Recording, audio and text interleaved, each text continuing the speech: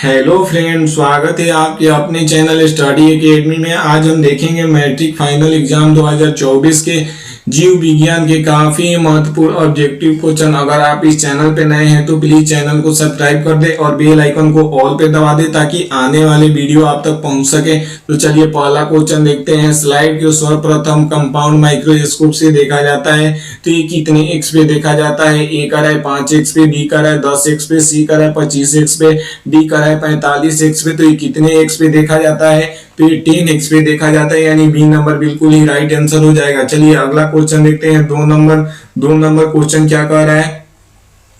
हृदय में रक्त को संपूर्ण शरीर में पंप किया जाता है तो ये किसके द्वारा पंप किया जाता है? ए कर है फेफड़ों द्वारा, बी कर है नलियों द्वारा, सी कर है आदिलों द्वारा, डी कर है इनमें सभी। तो ये किसके द्वारा पंप किया जाता है बाबू? तो ये नलियों द्वारा पंप किया जाता है, यानी बी नंबर बिल्कुल ही राइट आंसर हो जाएगा। चलिए अगला क्वेश्चन देखते हैं। तीन नंबर क्वेश्चन क्या कर रहा है? ईसीजी का पूरा नाम क्या होता है? तो ईसीजी का पूरा नाम बाबू क्या होता है? काफी महत्वपूर्ण क्वेश्चन है। तो ईसीजी का पूरा नाम इलेक्ट्रोकार्डियोग्राम होता है, यानी बी नंबर बिल्कुल ही राइट आंसर हो जाएगा। चलिए अगला क्वेश्चन देखते हैं। 4 नंबर, मैग्नीशियम पाया जाता है बाबू, तो मैग्नीशियम किसमें पाया जाता है? ए कर है क्लोरोफिल में, बी कर है लाल रक्त कण में, सी कर है वड़ी लवक में, डी कर है श्वेत रक्त कण में। तो ये मैग्नीशियम किसमें पाया जाता है? तो ये क्लोरोफिल में पाया जाता है, यानी ये नंबर बिल्कुल ही राइट आंसर हो जाएगा। चलिए अगला क्वेश्चन देखते हैं। 5 नंबर, निम्नलिखित में से किसे कोशिका ऊर्जा मुद्रा के रूप में जाना जाता है? तो किसे जाना जाता है? ए कर है एडीपी को, बी कर है एटीपी को, सी कर है डीटीपी को, डी कर है पीडीपी को। तो ये किसे जाना जाता है? तो ये एटीपी को जाना जाता है, यानी बी नंबर बिल्कुल ही राइट आंसर हो जाएगा। चलिए अगला क्वेश्चन देखते हैं। 6 नंबर, पादप में जाइलम उत्तरदायी होता है तो बाबू ये किसके लिए उत्तरदायी होता है? ए कर है जल के वाहन के लिए, बी कर है भोजन के वाहन के लिए, सी कर है अमीनो अम्ल के वाहन के लिए, डी कर है ऑक्सीजन के वाहन के लिए। तो ये किसके लिए होता है? तो ये जलों के वाहन के लिए होता है, यानी ए नंबर बिल्कुल ही राइट आंसर हो जाएगा। चलिए अगला क्वेश्चन देखते हैं। 7 नंबर कहता है पौधियों में गैसों का आदान प्रदान किससे होता है? ए कर है सीरा द्वारा, बी कर है रंध्र द्वारा, सी कर है मध्य सीरा द्वारा, डी कर है इनमें कोई नहीं। तो ये क्या होता है? गैसों का आदान प्रदान किससे होता है? तो ये रंध्र द्वारा होता है, यानी बी नंबर बिल्कुल ही राइट आंसर हो जाएगा। चलिए अगला क्वेश्चन देखते हैं। 8 नंबर, रक्त को कौन सा अवयव घायल स्थान से रक्त स्राव के मार्ग को रक्त का थक्का बनाकर अवरुद्ध का कार्य करता है, यानी रुकावट का कार्य करता है? तो ये कह रहा है एक आ रहा है लाल रक्त कोशिका, यानी आरबीसी। आरबीसी का फुल फॉर्म क्या होता है? तो रेड ब्लड कार्पोसेल्स होता है। बी का है श्वेत रक्त कणिका, डब्ल्यूबीसी का फुल फॉर्म क्या होता है? व्हाइट ब्लड कार्पोसेल्स होता है। सी का है प्लेटलेट्स और डी का है लसिका। तो ये किसके लिए रुद्ध कार्य करता है? तो ये प्लेटलेट्स के होता है, यानी सी नंबर बिल्कुल ही राइट आंसर हो जाएगा। चलिए अगला क्वेश्चन देखते हैं। 9 नंबर, ऑक्सीजन क्या है बाबू? तो ऑक्सीजन ए कर रहा है वसा है, बी कर रहा है इंजाइम है, सी कर रहा है हार्मोन है, डी कर रहा है कार्बोहाइड्रेट है। तो ऑक्सीजन बाबू एक प्रकार की वसा है, यानी ए नंबर बिल्कुल ही राइट आंसर हो जाएगा। चलिए अगला क्वेश्चन देखते हैं। 10 नंबर क्वेश्चन देखते हैं। द्विखंडन होता है बाबू, तो द्विखंडन केस में होता है। ए कर रहा है अमीबा में, बी कर रहा है पैरामीशियम में, सी कर रहा है लिसोमेनिया में, डी कर रहा है इनमें सभी। तो ये द्विखंडन बाबू किस में होता है? तो ये अमीबा में होता है, यानी ए नंबर बिल्कुल ही राइट आंसर हो जाएगा। चलिए अगला क्वेश्चन देखते हैं। 11 नंबर, इथाइल अल्कोहल किस प्रकार के श्वसन में बनता है? ए कर रहा है वायवीय श्वसन में, बी कर रहा है अवायवीय श्वसन में, और सी कर रहा है ए और बी दोनों, डी कर रहा है इनमें कोई नहीं। तो इथाइल अल्कोहल किस प्रकार के श्वसन में बनता है? तो ये अवायवीय श्वसन में बनता है, यानी बी नंबर बिल्कुल ही राइट आंसर हो जाएगा। कभी कभी इथाइल अल्कोहल का फॉर्मूला पूछ देता है तो आप लोग को याद रहना चाहिए। ये क्या होता है? C2H5OH होता है, आप लोग को याद रहना चाहिए। तो चलिए अगला क्वेश्चन देखते हैं। 12 नंबर, पौधों में श्वसन की क्रिया के अंतर्गत एडीपी के टूटने से कितनी ऊर्जा मुक्त होती है बाबू? तो ये कितनी ऊर्जा मुक्त होती है?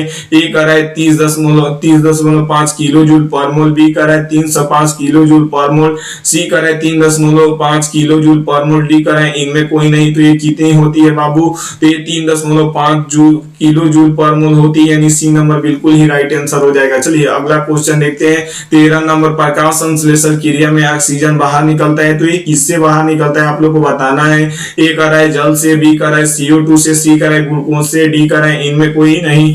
तो ये किससे बाहर निकलता है? तो ये जल से बाहर निकलता है, यानी ए नंबर बिल्कुल ही राइट आंसर हो जाएगा। चलिए अगला क्वेश्चन देखते हैं।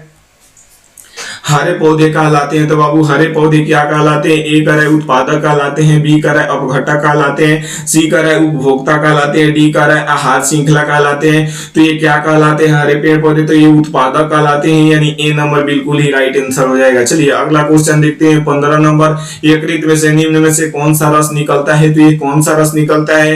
ए कह रहा है लाल रस निकलता है, बी कह रहा है जठर रस, सी कह रहा है पीत रस, डी कह रहा है यांत रस। तो ये कौन सा रस निकलता है यकृत से? तो ये पीत रस निकलता है, यानी सी नंबर बिल्कुल ही राइट आंसर हो जाएगा। चलिए अगला क्वेश्चन देखते हैं 16 नंबर। मनुष्य हृदय में कितने कोष्ठ होते हैं? तो ये कितने कोष्ठ होते हैं? ए कह रहा है 2, बी कह रहा है 8, सी कह रहा है 1, डी कह रहा है 4। तो मनुष्य में कितने कोष्ठ होते हैं यानी चेंबर होते हैं? तो ये 4 चेंबर होते हैं, यानी बी नंबर बिल्कुल ही राइट आंसर हो जाएगा। चलिए अगला क्वेश्चन देखते हैं 17 नंबर। मानव हृदय में औसत परचुकांक दाब का लगभग होता है, तो ये कितना होता है बाबू? आप लोग को बताना है।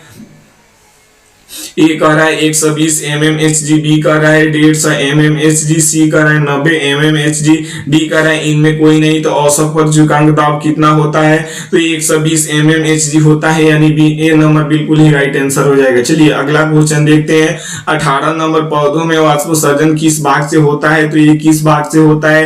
ए कह रहा है जड़ से, बी कह रहा है तना से, सी कह रहा है पत्ता से, डी कह रहा है फूल से। तो पौधों में वाष्पोत्सर्जन किस भाग से होता है? तो ये पत्ता से होता है, यानी सी नंबर बिल्कुल ही राइट आंसर हो जाएगा। चलिए अगला क्वेश्चन देखते हैं बाबू। अगला क्वेश्चन देखते हैं 19 नंबर। मनुष्य का हृदय प्रति मिनट कितने बार धड़कता है? तो ये कितने बार धड़कता है बाबू? ए कह रहा है 120 बार, बी कह रहा है 72 बार, सी कह रहा है 200 बार, डी कह रहा है 500 बार। तो ये कितने बार धड़कता है? तो ये 120 बार 72 बार धड़कता है, यानी बी नंबर बिल्कुल ही राइट आंसर हो जाएगा। चलिए अगला क्वेश्चन देखते हैं 20 नंबर। मस्तिष्क उत्तरदायी होता है, तो मस्तिष्क किसके लिए उत्तरदायी होता है? ए कह रहा है सोचने के लिए, बी कह रहा है हृदय संपादन के लिए, डी सी कह रहा है शरीर के संतुलन बनाने के लिए, डी कह रहा है इनमें सभी। तो मस्तिष्क किसके लिए उत्तरदायी होता है? तो ये सोचने के लिए भी उत्तरदायी होता है, हृदय संपादन के लिए भी उत्तरदायी होता है, शरीर को संतुलन बनाने के लिए भी उत्तरदायी होता है, यानी डी नंबर बिल्कुल ही राइट आंसर हो जाएगा। चलिए अगला क्वेश्चन देखते हैं बाबू 21 नंबर। काफी महत्वपूर्ण क्वेश्चन है 21 नंबर। मनुष्य में सांस लेने और छोड़ने की क्रिया को क्या कहा जाता है? तो ये क्या कहा जाता है? ए कह रहा है श्वसन कहा जाता है, बी कह रहा है श्वासोच्छ्वास कहा जाता है, सी कह रहा है निश्वसन कहा जाता है, डी कह रहा है उत्सर्जन कहा जाता है। तो ये मनुष्य के सांस लेने और छोड़ने की प्रक्रिया को क्या कहा जाता है? तो ये श्वसन कहा जाता है, यानी बी नंबर बिल्कुल ही राइट आंसर हो जाएगा। चलिए अगला क्वेश्चन देखते हैं 22 नंबर। निश्वसन द्वारा निकली वायु में रहती है, तो ये क्या रहती है? ए कह रहा है पायरोमेट कहा जाता है, बी कह रहा है नाइट्रोजन, सी कह रहा है O2 यानी ऑक्सीजन, डी कह रहा है CO2 यानी कार्बन डाइऑक्साइड। तो ये क्या होता है? तो ये CO2 होता है, यानी डी नंबर बिल्कुल ही राइट आंसर हो जाएगा। चलिए अगला क्वेश्चन देखते हैं बाबू। रक्त में किसके उपस्थिति के कारण लाल दिखाई देता है? तो ये किसके उपस्थिति के कारण लाल दिखाई देता है बाबू? ए कह रहा है थ्रोबिन, बी कह रहा है हीमोग्लोबिन, सी कह रहा है क्लोरोफिल, डी कह रहा है फाइब्रिन। तो ये किसके कारण लाल दिखाई देता है हमारा रक्त? ये हीमोग्लोबिन के कारण हमारा रक्त लाल दिखाई देता है। क्लोरोफिल में पूछ देता है कभी कभी कि पेड़ पौधे के पत्तियां हरी क्यों दिखाई देती है? तो ये क्लोरोफिल के कारण दिखाई देती है। साथ में आप लोग को ये भी याद रखना होगा। चलिए अगला क्वेश्चन देखते हैं 24 नंबर। वायुमंडल में CO2 गैस की उपस्थिति होती है, तो कितनी प्रतिशत उपस्थिति होती है? ए कह रहा है 0.01%, बी कह रहा है 0.05%, सी कह रहा है 0.03%, डी कह रहा है 0.04%। तो ये कितनी प्रतिशत होती है? तो 0.03% होती है, यानी सी नंबर बिल्कुल ही राइट आंसर हो जाएगा। तो नाइट्रोजन कितनी परसेंट उपस्थिति है? तो ये 78% उपस्थित है वायुमंडल में। और ऑक्सीजन कितनी परसेंट उपस्थिति है बाबू? तो ये 21% उपस्थित है। तो ये साथ में आप लोग को ये भी याद रखना होगा। चलिए अगला क्वेश्चन देखते हैं बाबू। अगला क्वेश्चन देखते हैं 25 नंबर।